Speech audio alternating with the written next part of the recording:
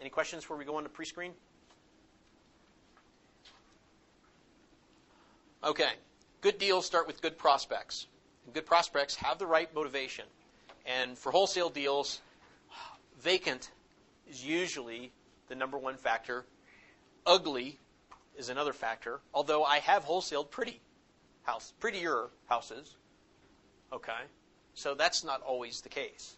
But you get ugly and vacant, you got a home run. I mean, there's good potential. I mean, the only time that's not going to be a deal for you is when the owner has the ability to solve the problem on their own. Okay? And sometimes that is the case. Just because it's ugly and vacant doesn't necessarily mean, ooh, I got a deal. I mean, we already said, you may get 50 leads before you get one deal. 50 ugly vacants before you actually get a deal, right? Now, of the 50, you may get 25 that call you. Of those 25, some of them are delirious, okay, meaning they think the property, well, they think it's worth more than it is, or they think the repairs are less than they are. And those are some you can, send them detailed pictures so they've got a good idea. Send them a front picture. Don't send them the back of the house because that implies that somebody was behind there, so don't do that from experience. Don't do that. Just send them the front of the picture so they get an idea what the house looks like. Now, sometimes those people are just going to get on the phone, call their property manager, gripe and complain, and the property manager is going to fix it up for them. Okay? And then you'll never hear from them again. Some of them, they don't have, the person that's going to do business with us is the person that doesn't have the ability to pay the contractors. It's typically the landlord who's a landlord by accident. Okay? Because the person who's a landlord by design, they know at some point they're going to get a tenant trash a house. Right? Right? Okay, we're not happy about it. We're not excited about it, but we've got reserves built in to take care of it. Okay? And there's a big difference. Now, I'll tell you, I've been a motivated seller. I took an $18,000 loss on a property just to get rid of it, and I carried. I mean, I can relate. I bought the wrong property when I got started. Had the wrong teacher. It cost me $18,000 and a 3-year slow bleeding on the property, but I got rid of it. Okay? I finally had to build, $18,000 loss in price, and I had to carry terms to make it attractive to a rehabber to come in and take the deal. And I did. And I got the right buyer for the job. Okay? I mean, I really did. I got the right person who looked at it, who, made the property a good property again, and could deal with the kind of tenants that it was going to attract. So, I can kind of relate to what being motivated to get rid of a property was, because you can't sleep at night. It's in the back of your mind. You don't know what to do. You don't want to. You know what to do sometimes. You just don't want to do it. And in my case, I didn't want to do it. Because here was a situation where everything else we had at that point was all rent-to-own. And here's one multifamily property that I did not want, that if we rehabbed the darn thing, which we could have done, now I'm stuck with a rental property that I'm going to have to hold for how many more years before I can get out of it and break even again. And I've got to run tenant systems on a multifamily against what we're doing with all our other properties, which are rent-to-own. Just cut the loss. At some point, it's not an easy decision, but it's like, what's my time worth? How many hours am I willing to put into this thing when I can just not think about that thing anymore and spend my time over here and make far more money? I'll do several deals where I'm not thinking about that thing, and that was the best decision for us. Good deals start with good prospects, and really, what do I mean by that? It's people that are predisposed to do business with us.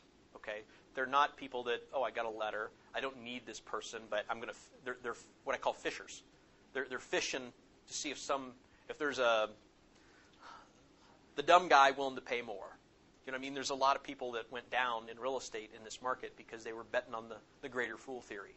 I'm going to buy my pre-construction this or something over here, and I'll pay for, it doesn't matter what I pay for it. It doesn't matter if negative cash flow is $400 a month, because in a year, somebody else is going to pay me so much more for this property. That's greater fool theory. Wholesaling is nothing to do with greater fool. It's, here's a good deal, and it's like beating the fish out of the boat. Get out of the boat. No, I just want the big fish. You provide a good deal, you will have people fighting for it. Okay? And if you can produce regular deals, you'll have regular buyers that make your life easier and easier as you go along. good prospects have the right motivation. Vacant creates motivation. Ugly creates motivation for the person that doesn't have the capacity or the knowledge or the want or the desire to do the fix-up on their own. Okay? When I sold my triplex, I had the know-how. I had the money. I did not have the desire. Okay? Therefore, I gave up. I traded the equity for peace of mind. Okay? And for the gray hair factor, I've got a lot less gray hair as a result. Okay? I'm actually getting a few. But initially, if we sell a seller information sheet and the asking price is significantly below market value, okay, that's a good indicator. But I wouldn't say that's the only one. I mean, on the break, I gave you the example of the lead that one of my platinums had, and it started out they wanted $250,000 for the house that needed $30,000 worth of work. And we ended up buying, well, she bought that house for, I believe it was about $135,000 with $65,000 with no payments, no interest, seller financing, no balloon, due on resale. So she's fixed it. Had to bring in $75,000 for the fix-up. We'll have $30,000 for the rehab. So you get about $105,000, $110,000, maybe say $115,000 with holding costs. Rolled into this. We backed into the debt service. It's going to cash flow based on market rent at $400 a month on this property. So over 4 years with the cash flow, with the equity, with the pay down, it was a $108,000 deal. Not bad. But you've got to, one, normally start with something significantly below market. But just because it's not below market doesn't mean you can't make a deal. That's a good example of. Okay? It did have a lot of equity or no mortgage. It had a $60,000 private note with a balloon date of September. That was motivation, right? They needed to do something. They had a deadline, and they didn't have jobs. Okay? So great. The good news for us, or for my student was the lending rules got a deal for her. Because lenders cannot, I mean, doesn't matter who, they cannot lend to somebody now without proof of their ability to repay the loan. No commercial lender can do that. Okay? Because all that person would have to do is cry foul, say, I was taken advantage of, I didn't know what I was signing, you know, and they could drag that into judicial foreclosure over a couple of years, and the lender, I mean, I know a lender that got the woe is me, cry me a river, and had to take a hard money loan and turn it into a 30-year fixed loan. Okay? That sucks. If you're in the hard money game and you got to convert a hard money short-term note with high interest and points and convert it into a 6% fixed over 30, how much is that going to cost you? Ouch. Okay? So their ability to not be able to get a loan was a deal maker for Linda on that deal. Okay? That was their balloon. They had to do something. We looked at that house a month and a half before, and I told her when we walked out of that appointment, I said, you're not going to put this deal together until the end of August. And that's when we put it together. And our strategy was we kept pushing things along.